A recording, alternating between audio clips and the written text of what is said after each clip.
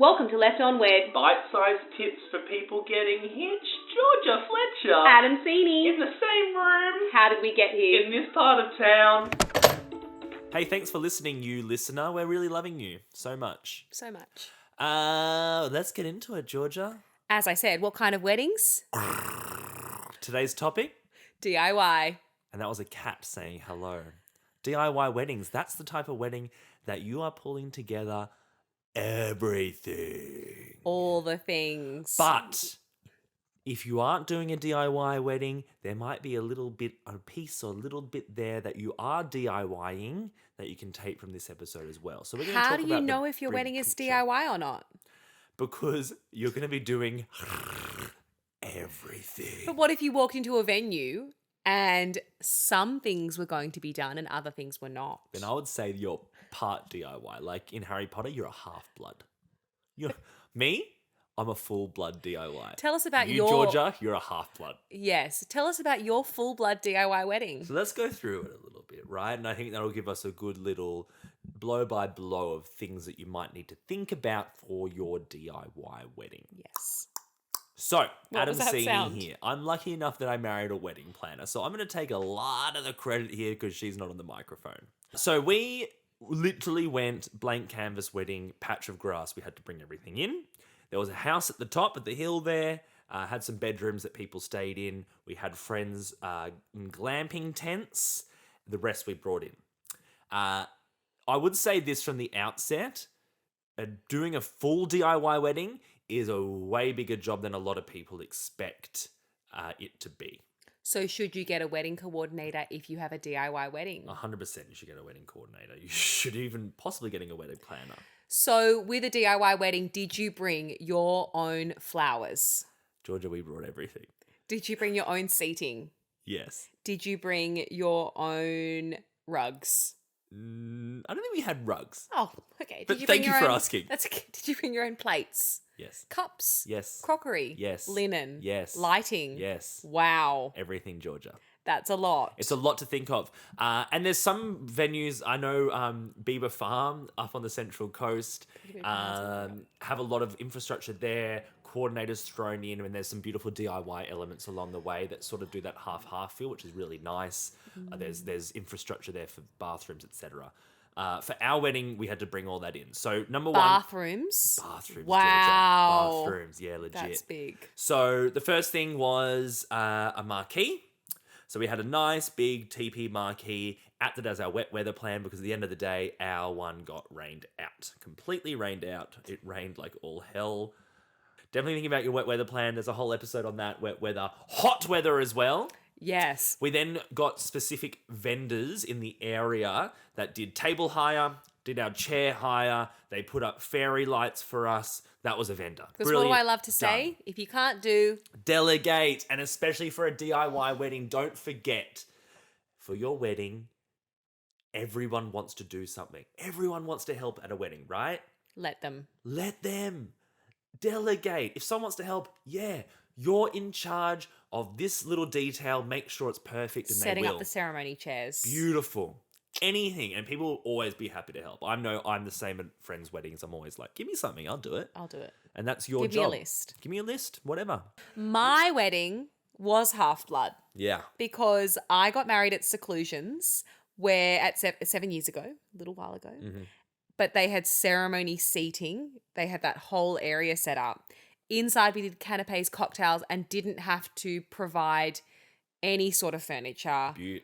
They had a lot of styling items already there because sometimes with those DIY venues, sometimes things are left behind that you have the choice to reuse. So they had like vintage suitcases we could use for a wishing well. I'm like, great, I'll take it. Yeah, cool. Did you have anything in your venue? Nothing, I Georgia. can't believe that. Nothing. That is wild. We had to bring in things down to the like ice buckets for drinks to keep them cold. Wow. Our food was made up in the house, and our wedding coordinator, who's brilliant, Brooke from Planning with Purpose, got her car and was ferrying the food down in her car because it was pissing down with rain to the marquee. Oh, wow. So all I can say is if your venue doesn't come with a coordinator or planner or venue manager, you need to have someone.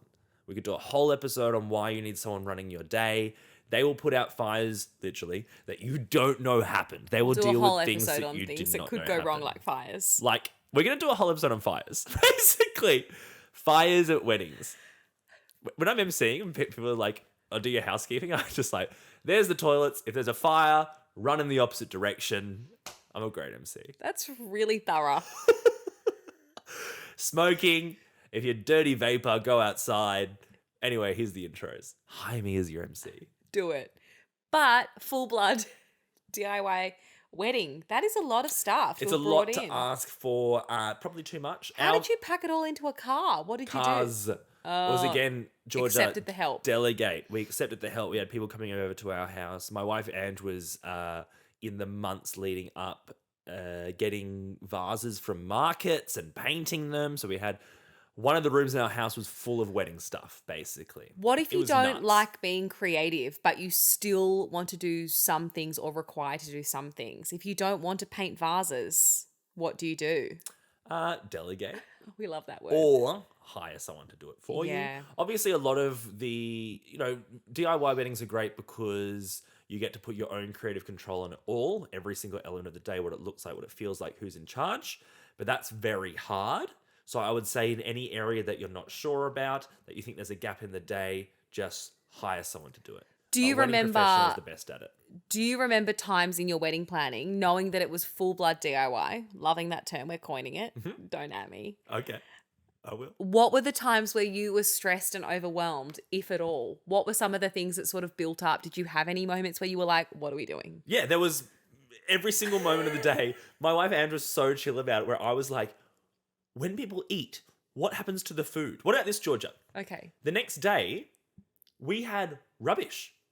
We had rubbish from 100 Yes. whatever people who had eaten and drunk and stuff. We had to go to the tip to dispose of it. And So I have heard of couples bringing in skip bins or Legit. calling up the local bin service, whatever they are, Yeah, the to- council, to I come and guess, get it. to come and do a bin collection. yeah. But it's little bits like this. It's like every element of the day for us, it was like, okay, so people are staying in the tents.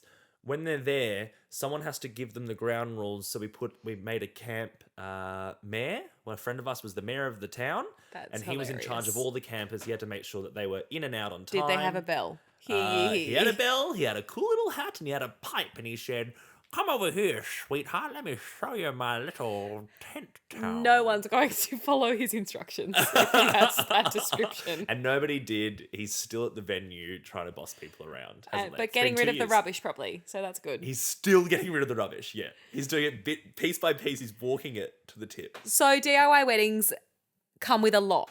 You need to be creative, be passionate about that creativity, want to have creative control, all the autonomy over the planning and how that will be executed.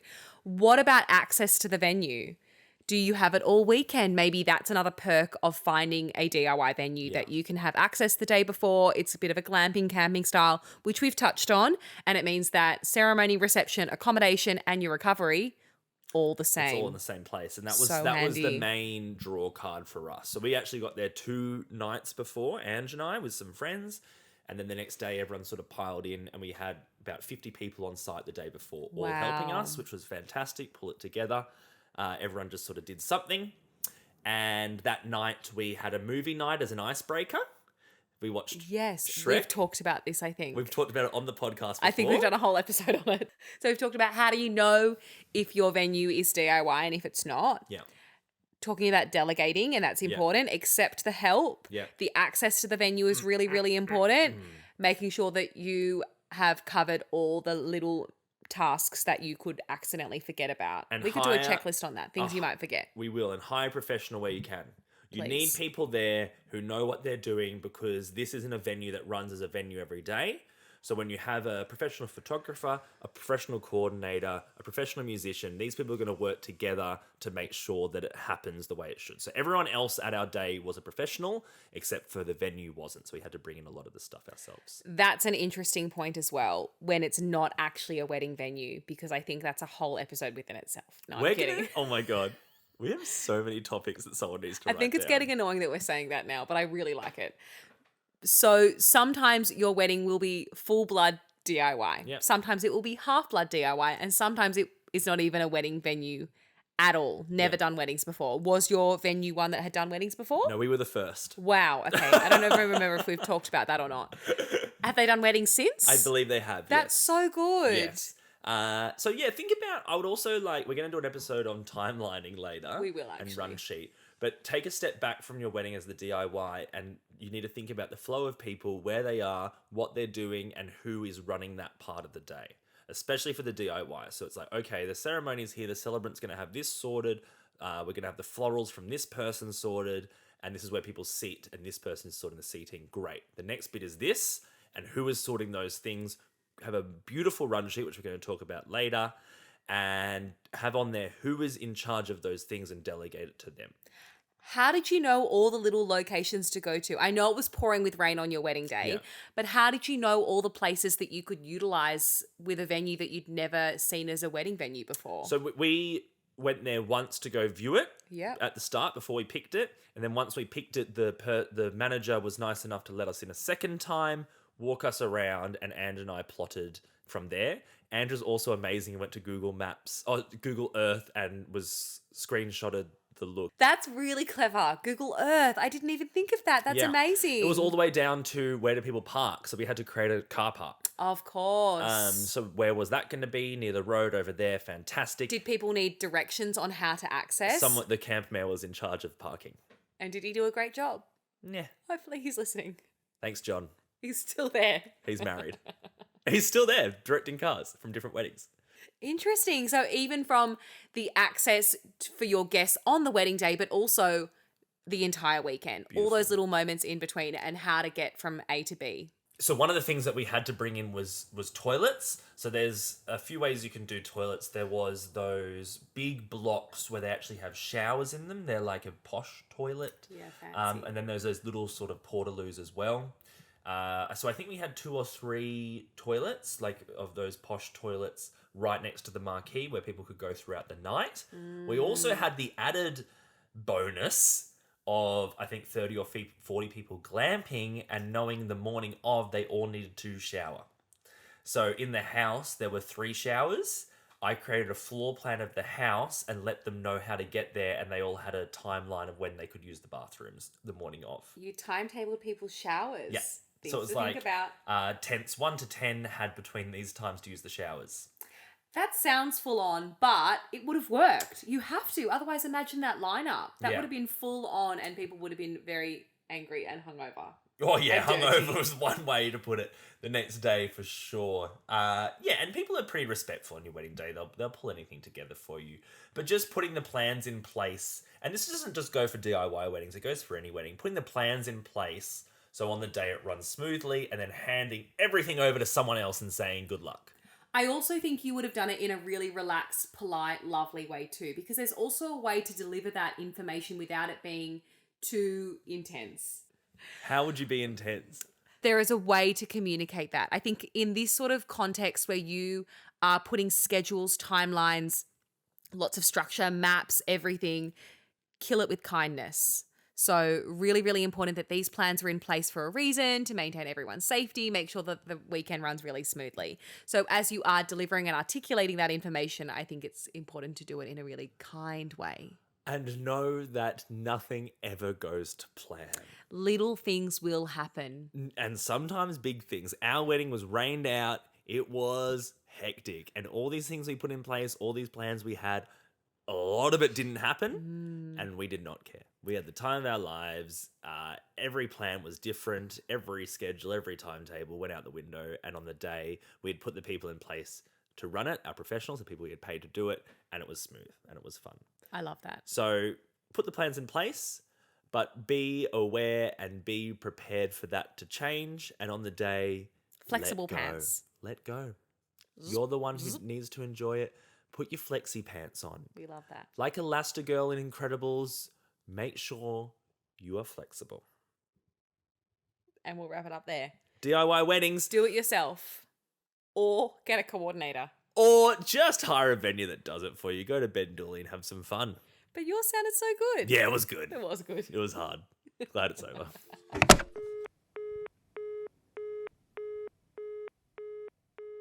Hey, thanks for listening. We really appreciate you. And if you want to hear and see more, follow us on the socials. We are at Left on Wed Podcast on TikTok, on YouTube. There are full video episodes, and on Instagram. There sure are. If you've got questions, you've got comments, ideas for topics, slide on into the DMs. But you can also inquire about our celebrant services by finding Adam on Instagram and TikTok at Married by Adam. That's me. You can find me at Georgia Fletcher Celebrant. And if you are itching to tell people about this, please do. But you can leave us a review on whatever platform you listen on. Tell people how much you love it. 5 stars only.